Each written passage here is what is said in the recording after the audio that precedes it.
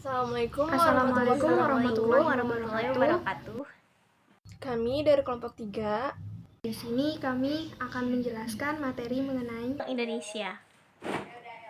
Selamat menyaksikan. Yeay. Jadi, sebelumnya di sini udah ada yang tahu belum apa sih arti Bank Sentral atau Bank Indonesia itu? Jadi, Bank Sentral itu merupakan institusi keuangan yang didirikan dan diberi tugas oleh pemerintah untuk mengatur dan mengawasi institusi keuangan lainnya dalam sistem finansial.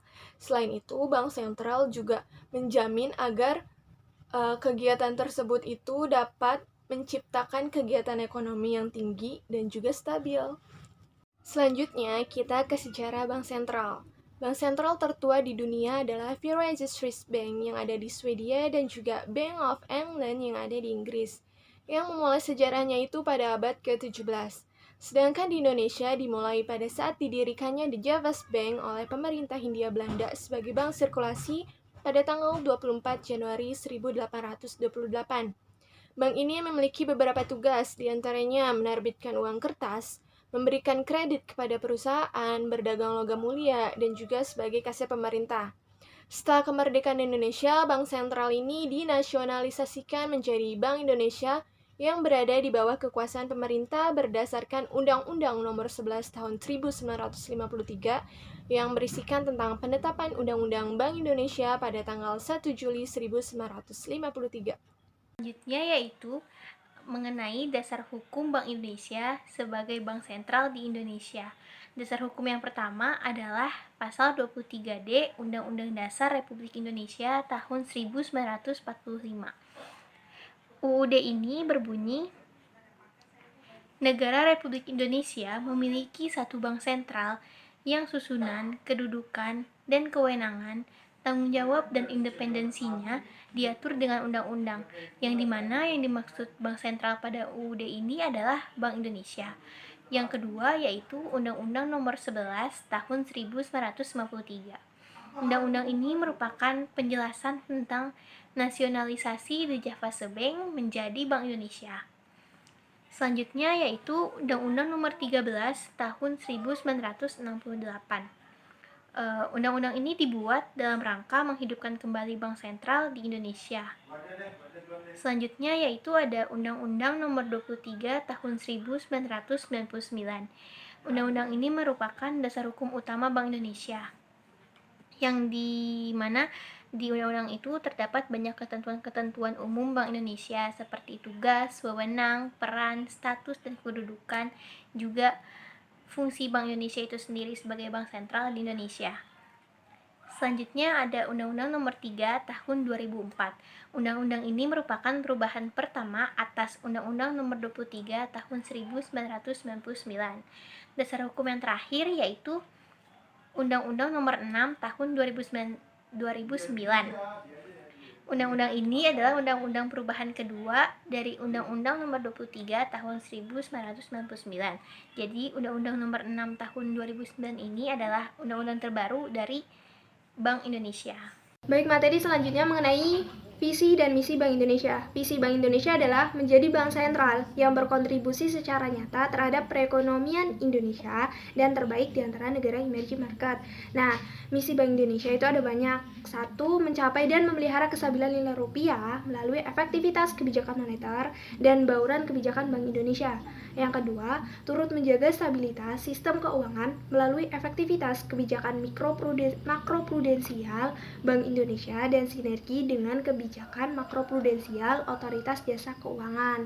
Yang ketiga, turut mengembangkan ekonomi dan keuangan digital melalui penguatan kebijakan sistem pembayaran Bank Indonesia dan sinergi dengan kebijakan pemerintah serta mitra strategis lain.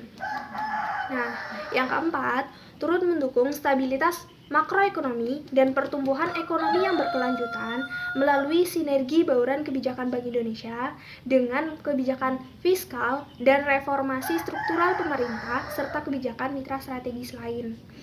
Yang kelima, memperkuat efektivitas kebijakan Bank Indonesia dan pembiayaan ekonomi, termasuk infrastruktur melalui akselerasi pendalaman pasar keuangan. Yang keenam, turut mengembangkan ekonomi dan keuangan syariah di tingkat nasional hingga di tingkat daerah. Nah, yang terakhir nih, memperkuat peran internasional, organisasi, sumber daya manusia, tata kelola, dan sistem informasi Bank Indonesia. Materi selanjutnya yaitu struktur kepemimpinan Bank Indonesia. Jadi, Bank Indonesia ini dipimpin oleh sebuah Dewan Gubernur yang terdiri dari gubernur sebagai pemimpin, deputi gubernur senior sebagai wakil, dan mereka dibantu oleh 4-7 deputi gubernur. Nah, Dewan Gubernur ini memiliki berbagai ketentuan, yaitu masa jabatan mereka adalah 5 tahun dan maksimal 2 kali masa tugas. Jadi selebihnya itu tidak boleh. Yang kedua, mereka ini, Dewan Gubernur, diangkat oleh Presiden dengan persetujuan oleh DPR. Dan untuk menjadi Dewan Gubernur ini ada syarat-syarat khusus, yaitu harus seorang warga negara Indonesia. Kedua, mereka harus memiliki akhlak dan moral yang tinggi. Dan yang ketiga, memiliki keahlian di bidang ekonomi, seperti keuangan, perbankan, mengetahui tentang pendapatan nasional, dan kebijakan moneter.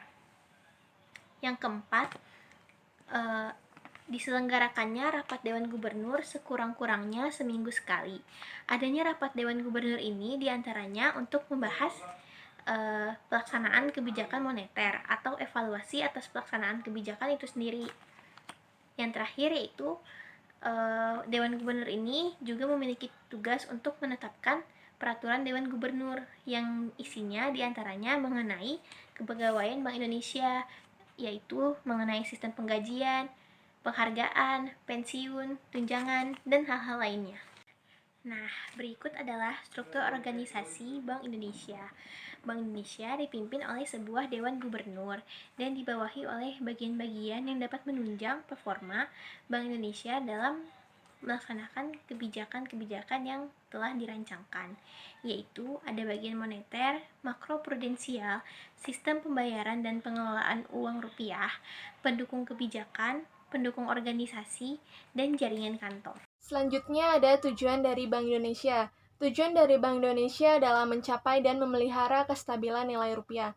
Bank Indonesia ini memiliki 3 pilar. Yang pertama itu menetapkan dan melaksanakan kebijakan moneter. Yang kedua, mengatur dan menjaga kelancaran sistem pembayaran. Yang ketiga, ada menjaga stabilitas sistem keuangan di Indonesia.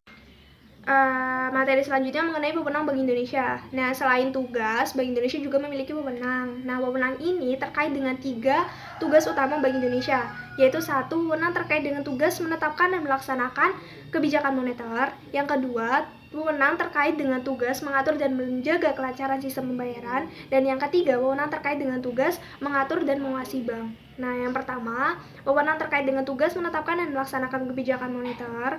Bank Indonesia berwewenang untuk menetapkan sasaran-sasaran moneter dengan memperhatikan sasaran laju inflasi. Yang kedua, melakukan pengendalian moneter dengan tidak terbatas pada operasi pasar terbuka di pasar uang, baik rupiah maupun valuta asing. Yang ketiga, menetapkan tingkat diskoto, menetapkan cadangan minimum, dan mengatur kredit atau pembiayaan. Nah, yang kedua, wewenang yang kedua terkait dengan tugas mengatur dan menjaga kelancaran sistem pembayaran, yaitu 1. Melaksanakan dan memberikan persetujuan dan izin atas penyelenggaraan jasa sistem pembayaran. 2. Mewajibkan penyelenggara jasa sistem pembayaran untuk menyampaikan laporan kegiatannya. Dan yang ketiga, menetapkan penggunaan alat dan instrumen pembayaran. Selanjutnya, wewenang yang ketiga berkaitan dengan tugas mengatur dan mengawasi bank. Bank Indonesia berwenang untuk menetapkan peraturan. Yang kedua, memberikan dan mencabut izin atas kelembagaan dan kegiatan usaha tertentu di bank. Yang ketiga, mengawasi bank baik secara individual maupun dengan sistem perbankan. Dan yang terakhir, mengenakan sanksi terhadap bank sesuai dengan peraturan perundang-undangan. Nah, yang perlu digarisbawahi, sejak berlakunya Undang-Undang Nomor 21 tahun 2011 tentang OJK, fungsi Bank Indonesia di bidang pengaturan dan pengawasan perbankan dialihkan ke OJK sebagaimana ketentuan peralihan pasal 55 ayat 2 Undang-Undang OJK. Nah, isinya bisa dibaca sendiri. Yaitu mengenai akuntabilitas Bank Indonesia. Sebelumnya, apa sih akuntabilitas itu? Akuntabilitas adalah sebuah bentuk pertanggungjawaban. Jadi, Bank Indonesia perlu bertanggung jawab atas kebijakan-kebijakan yang telah dibuat oleh Bank Indonesia. Nah, bagaimana sih cara Bank Indonesia melakukan pertanggungjawabannya?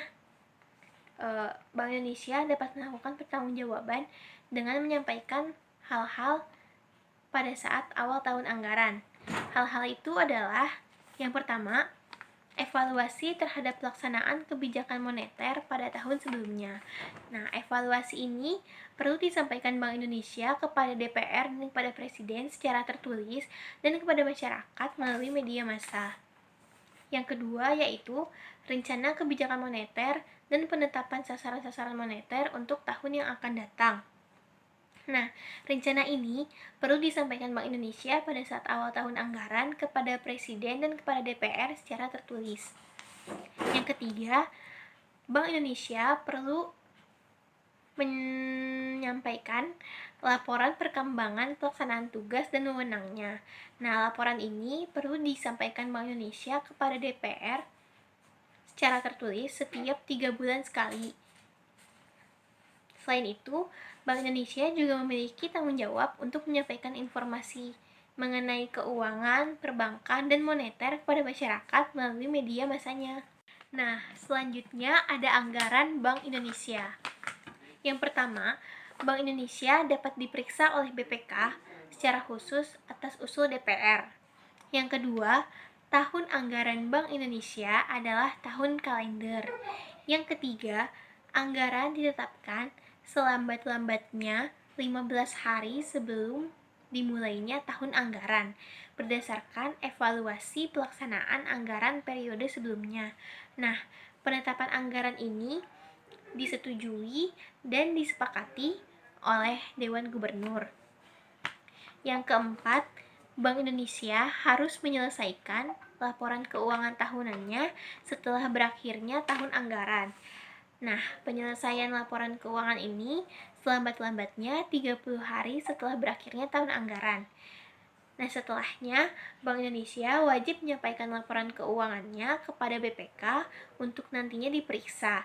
Setelah itu, BPK akan menyampaikan hasil pemeriksaannya kepada DPR dan kepada Bank Indonesia. Nah, Bank Indonesia juga wajib menyampaikan laporan keuangan tahunannya kepada masyarakat. Bank Indonesia menyampaikan laporan keuangannya di laman webnya sendiri. Nah, bagi kalian yang ingin melihat laporan keuangan tahunan Bank Indonesia, bisa dilihat di web Bank Indonesia. Setelah itu, Bank Indonesia menyusun neraca singkat mingguan yang diumumkan dalam Berita Negara Republik Indonesia. Selanjutnya, surplus dari hasil kegiatan Bank Indonesia akan dibagi sebagai berikut, yaitu 30% untuk cadangan tujuan dan sisanya akan dipupuk sebagai cadangan umum. Nah, sisa surplus setelah dikurangi pembagian di atas diserahkan kepada pemerintah.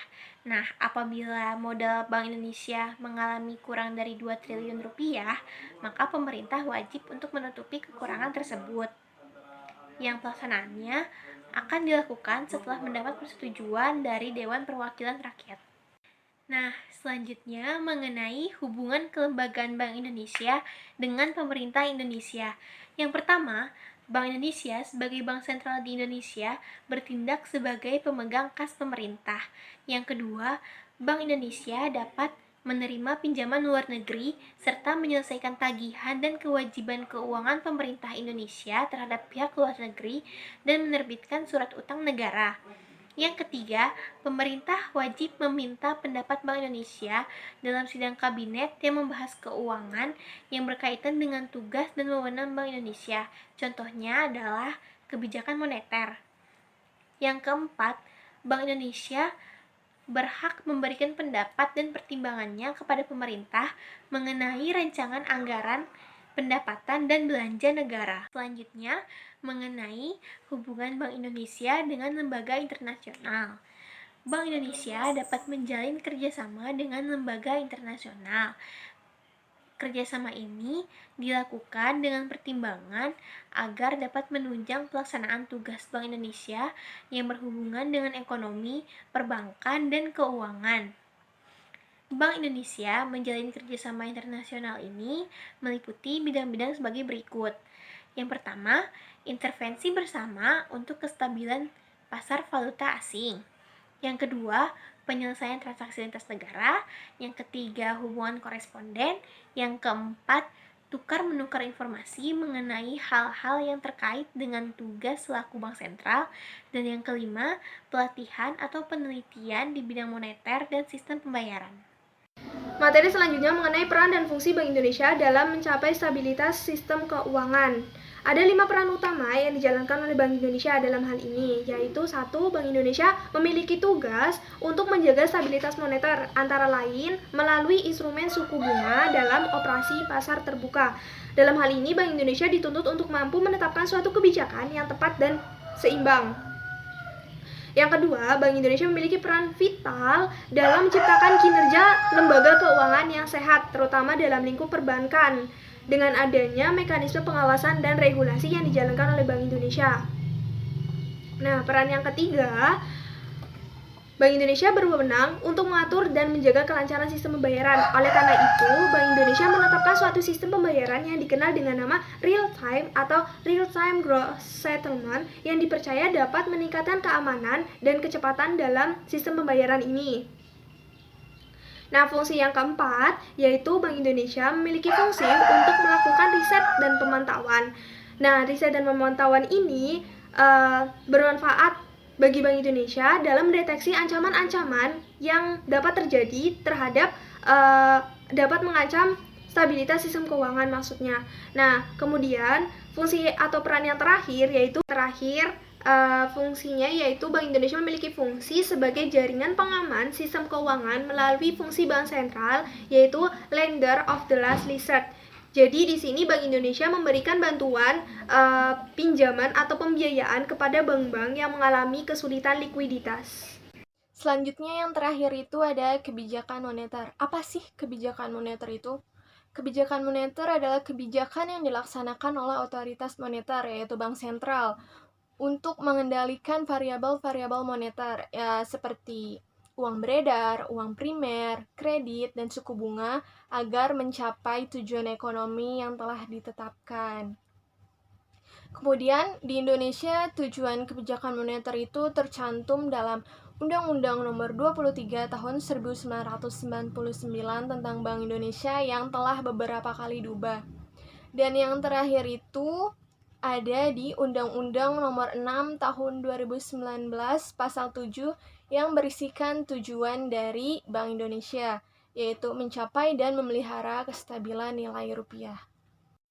Kebijakan moneter itu memiliki dua jenis. Yang pertama itu ada kebijakan moneter ekspansif.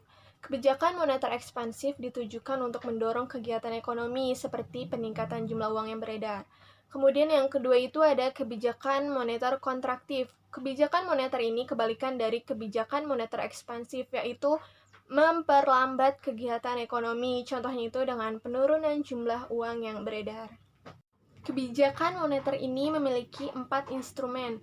Yang pertama ada operasi pasar terbuka, yang kedua ada giro wajib minimum, yang ketiga ada fasilitas diskonto, dan yang terakhir adalah himbauan moral. Seperti yang sudah saya jelaskan tadi, tujuan kebijakan moneter Bank Indonesia adalah mencapai dan memelihara kestabilan nilai rupiah. Kestabilan nilai rupiah yang dimaksud ini memiliki dua dimensi. Yang pertama, kestabilan terhadap harga barang dan jasa yang tercermin dari perkembangan laju inflasi. Dan yang kedua itu perkembangan nilai tukar rupiah terhadap nilai mata uang negara lain. Sekian pemaparan materi dari kelompok kami. Untuk yang ingin bertanya, nanti kita open pertanyaan di Zoom. Sekian. Wassalamualaikum Wassalamualaikum warahmatullahi wabarakatuh.